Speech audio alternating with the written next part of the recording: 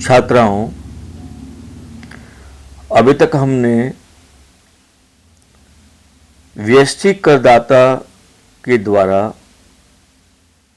मूल शर्त, अतिरिक्त शर्तें पूरा करना, उसके आधार पर उसकी निवासीय स्थिति ज्ञात करना का अध्ययन किया है और उदाहरण करके भी देखा है।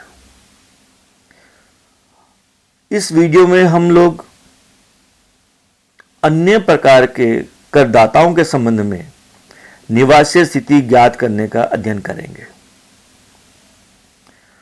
पहला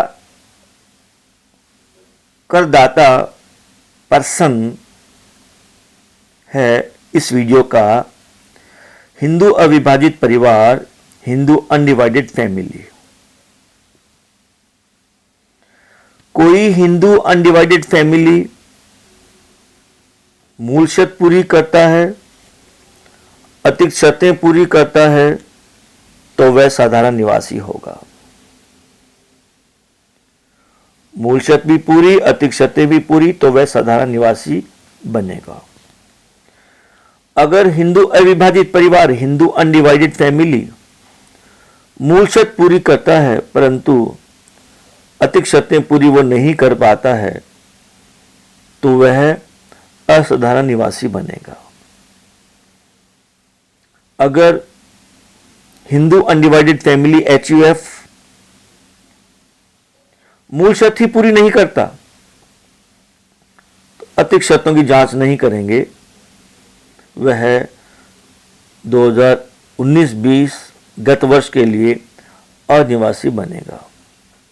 ऐसा ही हमने व्यष्टि के बारे में पढ़ा था, अर्थात बेसिक कंडीशन, एडिशनल कंडीशंस दोनों पूरी, और बेसिक कंडीशन पूरी, एडिशनल कंडीशंस पूरी नहीं तो NOR, बेसिक कंडीशन ही पूरी नहीं तो NR। परंतु HUF के लिए मूल शर्त और अतिरिक्त शर्तें ये थोड़ी सी अलग है।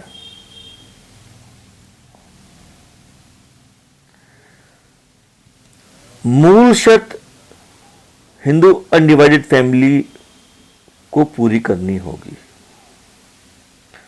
गत वर्ष में हिंदू अविभाजित परिवार की गतिविधियों, इसका अभिप्राय होता है व्यापारिक गतिविधियों का प्रबंध एवं नियंत्रण, मैनेजमेंट एंड कंट्रोल, पूर्ण अथवा आंशिक रूप से एक दिवस 2019-20 में या पूरे 365 दिवस भारत में स्थित हो, तो 2019-20 प्रीवियस ईयर में हिंदू अनडिवाइडेड फैमिली की एक्टिविटीज का मैनेजमेंट एंड कंट्रोल फुल्ली या पार्टली इंडिया से हो, बस मूल शर्त पूरी मानेंगे।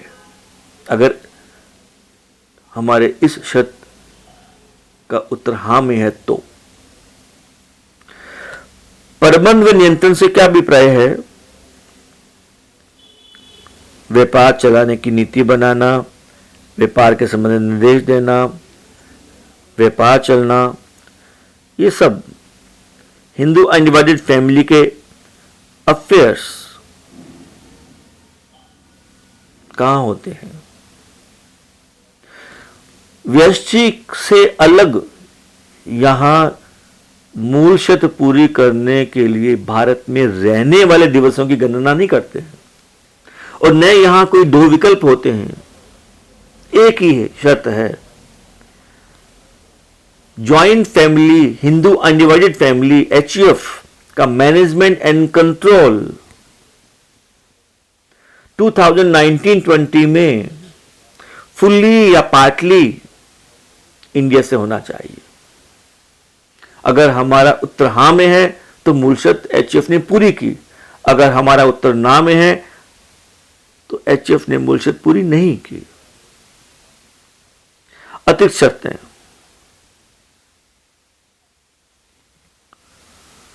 अब अतिरिक्त शर्तें आप देख रहे होंगे वही हैं जो एक व्यष्टि वाली होती है।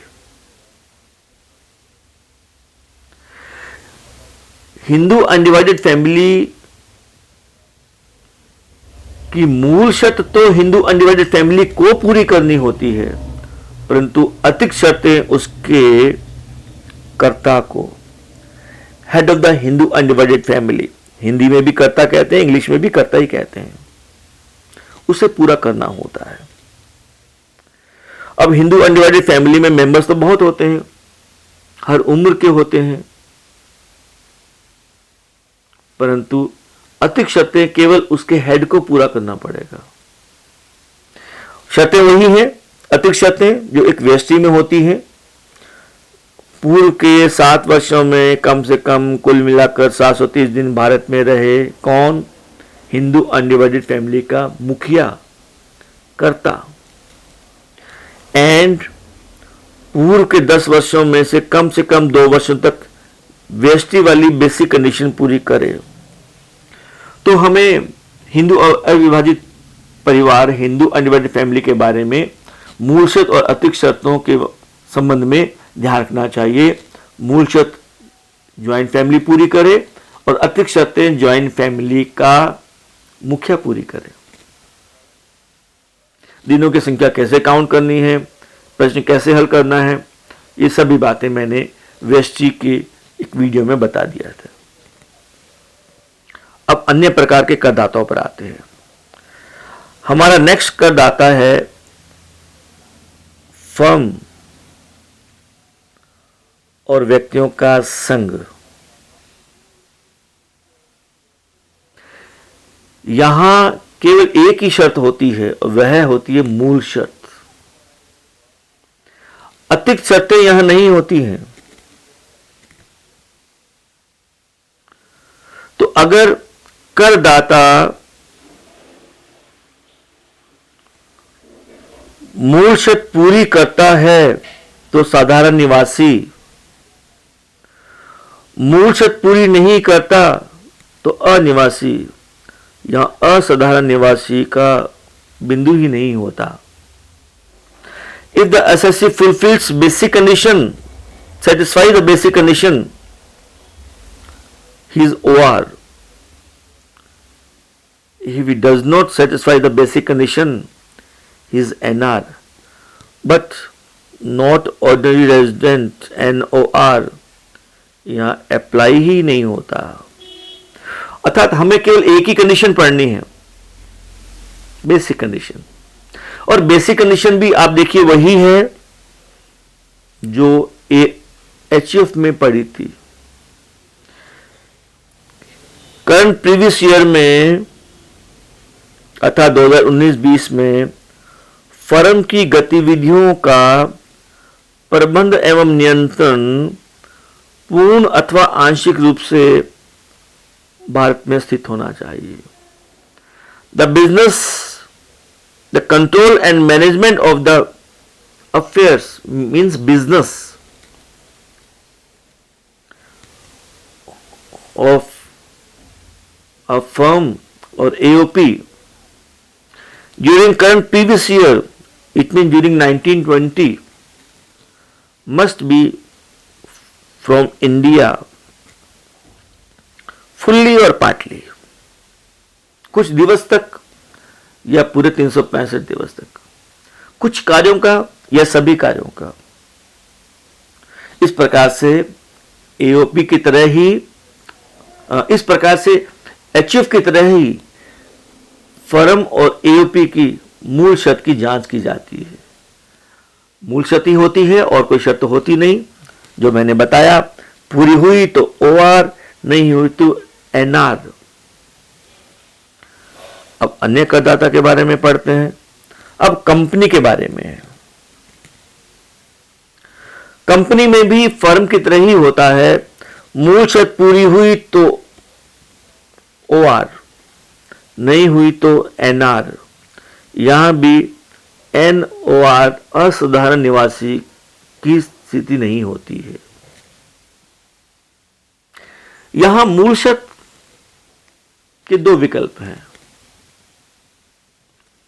पहला, भारतीय कंपनी होनी चाहिए।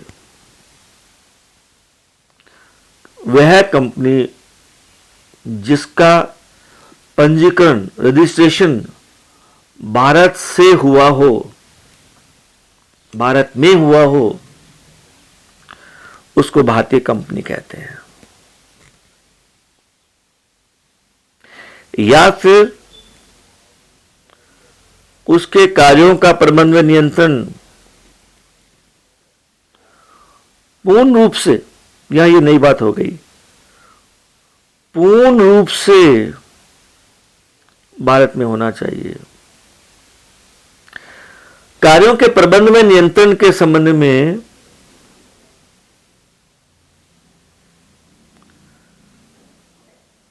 एचयूएफ में हमने पढ़ा था पूर्ण अथवा आंशिक रूप से। फर्म और एओपी के संबंध में पढ़ा था पूर्ण अथवा आंशिक रूप से। यहां है पूर्ण रूप से, अर्थात सभी कार्यों का पूरे 365 दिवस तक प्रबंध व नियंत्रण भारत में होना चाहिए।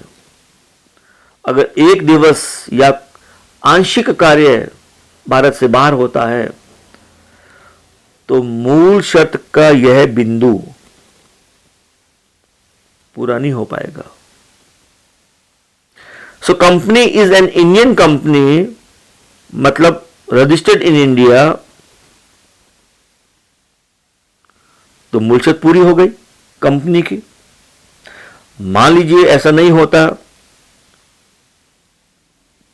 तो उसका प्रीवियस ईयर में control and management fully Bharat से होना चाहिए, फुल्ली इनसाइड इंडिया, तो मूल शर्त पूरी मानेंगे।